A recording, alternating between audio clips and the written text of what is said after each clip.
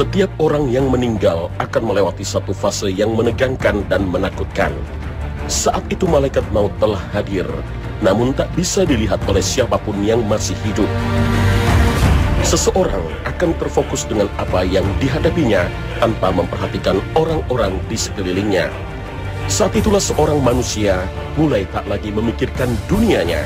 Semuanya sudah tidak berarti lagi.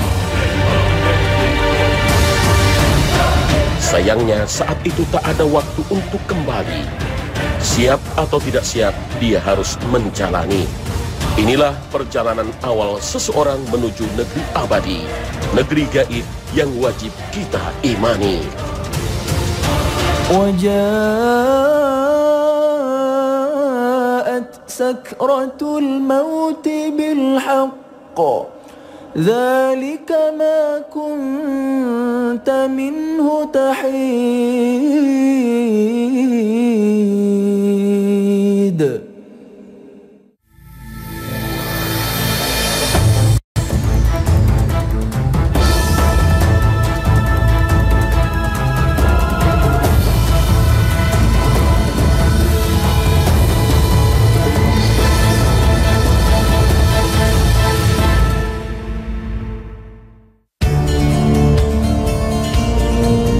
Assalamualaikum warahmatullahi wabarakatuh. Pagi ini Khazanah kembali menyajikan kepada Anda embun-embun ilmu yang terpendam dalam luasnya khazanah Islam.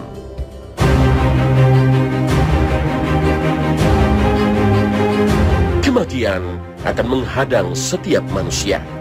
Proses tercabutnya nyawa manusia akan diawali dengan detik-detik menegangkan lagi menyakitkan. Peristiwa ini dikenal sebagai sakaratul maut. Ibnu Abi Ad-Dunya rahimahullah meriwayatkan dari Shaddad bin Aus radhiyallahu anhu, ia berkata, kematian adalah kengerian yang paling dahsyat di dunia dan akhirat bagi orang yang beriman. Kematian lebih menyakitkan dari goresan gergaji, sayatan gunting, panasnya air mendidih di bejana. Seandainya ada mayat yang dibangkitkan dan menceritakan kepada penduduk dunia tentang sakitnya kematian, niscaya penghuni dunia tidak akan nyaman dengan hidupnya dan tidak nyenyak dalam tidurnya. Tapi prosesi ini adalah hak. Jika waktunya tiba, dia pasti datang. Inilah janji Allah Subhanahu wa Ta'ala. Dan datanglah sakaratul maut dengan sebenar-benarnya. Itulah yang kamu selalu lari darinya. Al-Quran Surah Qaf ayat 19. Sakaratul maut di sini maksudnya kedahsyatan, tekanan, dan himpitan kekuatan kematian yang mengalahkan manusia dan menguasai akal sehatnya. Allah Subhanahu wa Ta'ala menegaskan prosesi menegangkan itu dalam firman-Nya. Kalla idza balagatit taraqi وقيل من راق وظن أنه الفراق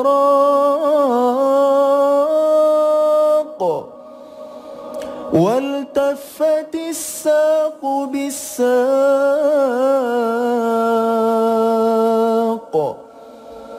إلى ربك يومئذ المساق.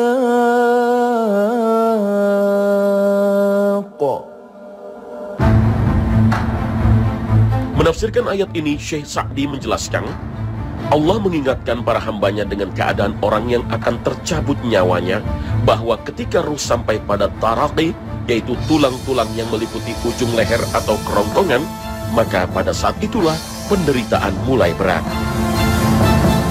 Ia mencari segala sarana yang dianggap menyebabkan kesembuhan atau kenyamanan. Karena itu Allah berfirman, dan dikatakan kepadanya, siapakah yang akan menyembuhkan? Pasalnya, mereka telah kehilangan segala terapi umum yang mereka pikirkan, sehingga mereka bergantung sekali pada terapi ilahi. Namun, qadha dan qadar jika datang dan tiba, maka tidak dapat ditolak. Dan dia yakin bahwa sesungguhnya itulah waktu perpisahan dengan dunia. Dan bertaut betis kiri dengan betis kanan, maksudnya kesengsaraan jadi satu dan berkumpul. urusan menjadi berbahaya, penderitaan semakin sulit, nyawa diharapkan keluar dari badan yang telah ia huni dan masih bersamanya. Maka dihalau menuju Allah Ta'ala untuk dibalasi amalannya dan mengakui perbuatannya. Peringatan yang Allah sebutkan ini akan dapat mendorong hati-hati untuk bergegas menuju keselamatannya dan menahannya dari perkara yang menjadi kebinasaannya.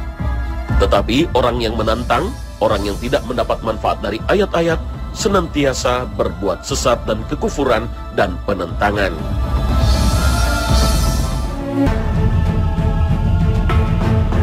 Kepedihan sakaratul maut inilah yang membuat Aisyah radhiyallahu anha menyatakan, "Aku tidak iri kepada siapapun atas kemudahan kematiannya, sesudah aku melihat kepedihan kematian pada Rasulullah." Hadis riwayat Tirmizi. Penderitaan yang terjadi selama pencabutan nyawa akan dialami setiap makhluk. Inilah yang ditegaskan Allah Subhanahu wa Ta'ala dalam firman-Nya. Setiap jiwa akan merasakan mati. Al-Quran Surah Ali Imran ayat 185. Demikian pula ditegaskan Nabi SAW dalam sabdanya, "Sesungguhnya kematian ada kepedihannya." Namun demikian, tingkat kepedihan sakaratul maut setiap orang berbeda-beda.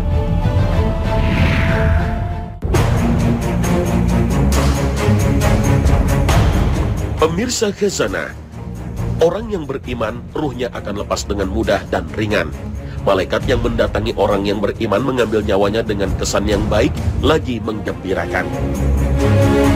Hal ini berdasarkan hadis yang panjang diriwayatkan Al-Bara bin Azib radhiyallahu anhu bahwa Rasulullah SAW berkata tentang proses kematian seorang mukmin. Malaikat memberi kabar gembira kepada insan mukmin dengan ampunan dengan ridha Allah untuknya. Secara tegas dalam kitabnya, Allah menyatakan bahwa para malaikat menghampiri orang-orang yang beriman dengan mengatakan, "Janganlah takut dan sedih, serta membawa berita gembira tentang surga." Allah berfirman, "Sesungguhnya orang-orang yang berkata, 'Rabb kami adalah Allah,' kemudian mereka beristiqamah, maka para malaikat turun kepada mereka sembari berkata, 'Janganlah kamu bersedih, dan bergembiralah kamu dengan memperoleh surga yang telah dijanjikan Allah kepadamu. Kamilah pelindung-pelindungmu di dunia, dan akhirat di dalamnya kamu memperoleh apa yang kamu inginkan, dan memperoleh pula di dalamnya apa yang kamu minta, sebagai hidangan bagimu dari Rabb yang Maha Pengampun, lagi Maha Penyayang." Al-Quran Surah Fussilat ayat 30.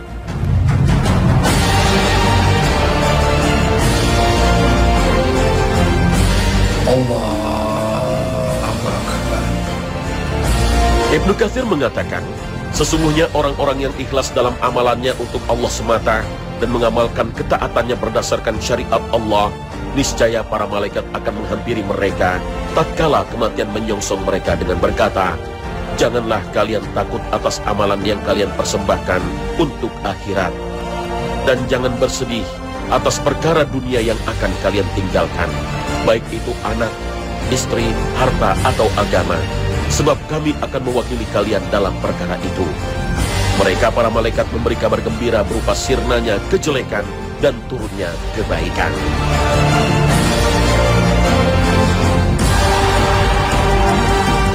Kemudian Ibnu Katsir menukil perkataan Zaid bin Aslam, kabar gembira akan terjadi pada saat kematian, di alam kubur, dan pada hari kebangkitan. Lalu apa yang dimaksud dengan firman Allah, "Kamilah pelindung-pelindungmu di dunia dan akhirat"?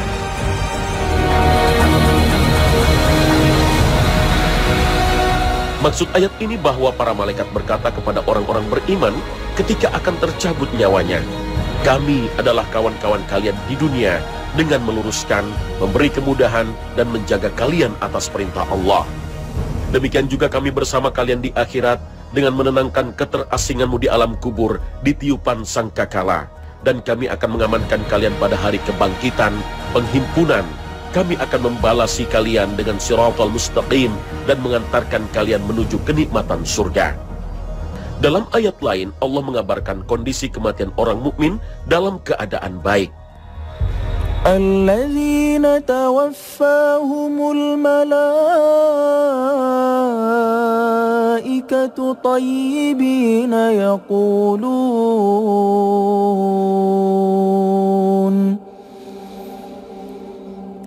يقولون سلام عليكم ادخلوا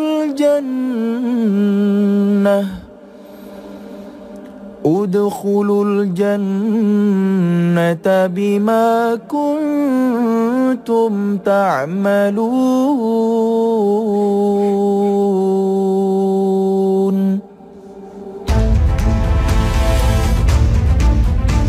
Jika demikian kondisinya, mengapa Rasulullah SAW merasakan menderita saat sakaratul maut?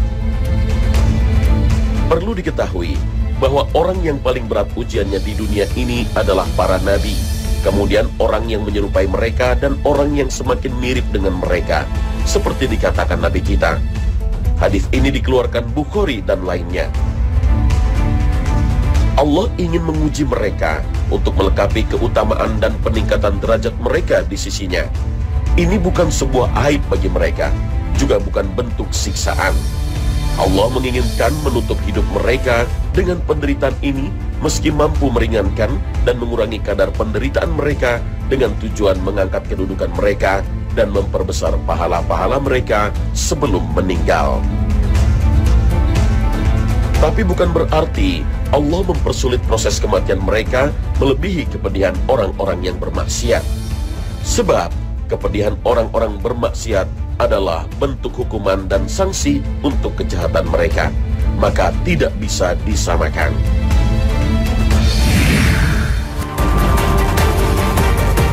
Pemirsa Khazanah, detik-detik kematian merupakan kesempatan terakhir bagi setan untuk menyesatkan manusia. Karena itu, segala upaya akan ditempuh. Imam Ibrahim bin Muhammad bin Muflih al-Maqdisi dalam kitabnya mengupas tentang usaha setan untuk menyesatkan orang mukmin pada saat kematian.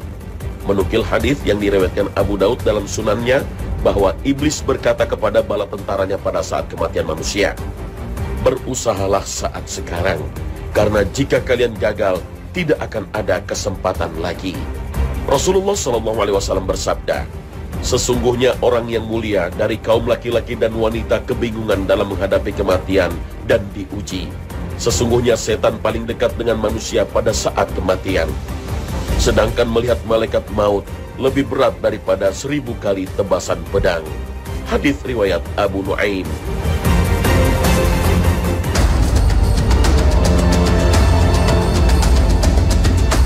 Abdullah bin Ahmad menuturkan pengalaman ayahnya Imam Hambali saat sakaratul maut. "Pada saat saya hadir dalam kematian bapakku, saya membawakan kain untuk mengikat jenggotnya sementara beliau dalam keadaan tidak sadar. Kemudian pada saat beliau sadar mengatakan, 'Belum, belum.' Ia mengucapkan itu berkali-kali. Saya bertanya kepada beliau, 'Wahai bapakku, apa yang tampak padamu?' Beliau menjawab, 'Setan berdiri di depanku sambil menggigit jarinya seraya mengatakan, 'Aku gagal menggodamu, wahai Ahmad.' Saya katakan, 'Belum, sebelum saya benar-benar meninggal.'" Abu Hasan Al-Qabisi dalam risalah Ibnu Abi Zaid meriwayatkan bahwa seorang hamba tatkala sedang menghadapi kematian, ada 2 setan yang menggoda dari atas kepalanya. Salah satunya berada di sebelah kanan dan satunya lagi di sebelah kiri. Adapun yang di sebelah kanan menyerupai bapaknya lalu berkata, "Wahai anakku, saya sangat sayang dan cinta kepadamu. Jika kamu mau mati, maka matilah dengan membawa agama Nasrani, sebab dia adalah sebaik-baik agama." Dan yang berada di sebelah kiri menyerupai ibunya dan berkata, "Wahai anakku, perutku dahulu tempat hidupmu dan air susuku sebagai minumanmu, serta pangkuanku sebagai tempat tidurmu. Maka saya minta hendaknya kamu mati dengan membawa agama Yahudi, sebab dia adalah sebaik-baik agama." Maka menurut Imam Al-Ghazali, pada saat itu Allah menggelincirkan orang-orang yang dikehendaki olehnya tergelincir. Demikian itu yang dimaksud dengan firman Allah, "Ya Tuhan kami, janganlah Engkau jadikan hati kami condong kepada kesesatan sesudah Engkau beri petunjuk kepada kami." Al-Quran Surah Ali Imran ayat 8. Maksudnya, "Ya Allah, janganlah engkau jadikan hati kami condong kepada kesesatan pada saat kematian, setelah engkau beri petunjuk kepada kami beberapa kurun waktu. Jika Allah menghendaki hidayah dan keteguhan pada hambanya, maka datanglah rahmat dan malaikat Jibril untuk mengusir setan dan mengatakan kepada orang beriman, wahai orang mukmin, mereka itu adalah musuh-musuhmu dari kalangan setan. Maka meninggallah kamu dalam keadaan membawa agama yang hanif dan syariat Muhammad. Dan tidak ada sesuatu yang paling dicintai oleh orang beriman kecuali malaikat itu. Dan itulah yang dimaksud firman Allah, dan karuniakanlah kepada kami rahmat dari sisi engkau, karena sesungguhnya engkaulah maha pemberi karunia. Al-Quran Surah Ali Imran ayat 8.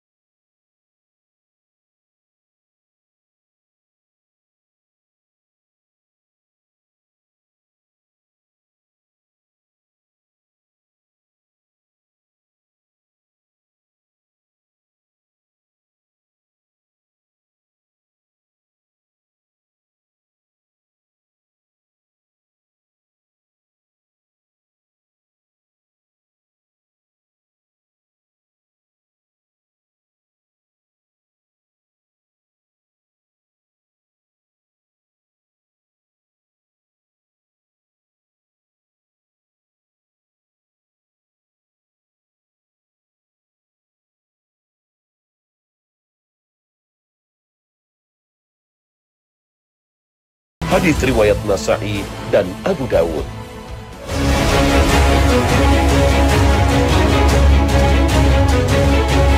Makna berlindung dari penyesatan setan ketika datang kematian adalah dikuasai olehnya ketika berpisah dari dunia, sehingga setan berhasil menyesatkannya, menghalanginya dari taubat, menghambatnya dari memperbaiki dirinya, dan meninggalkan kezaliman yang telah diperbuat sebelumnya, atau menjadikannya putus asa dari rahmat Allah, membenci kematian dan berat meninggalkan dunia, sehingga dia tidak ridha dengan ketentuan Allah padanya, berupa kematian dan berpindah ke negeri akhirat. Akibatnya, dia mengakhiri hidupnya dengan keburukan dan bertemu Allah dalam kondisi murka kepadanya. Setiap makhluk hidup pasti akan mencicipi kematian. Kullu nafsin dha'iqatul maut. Setiap makhluk yang bernyawa pasti akan merasakan mati. Tetapi kita tidak akan tahu dengan sebab apa kita akan mati nanti. Yang kedua, waktunya kapan?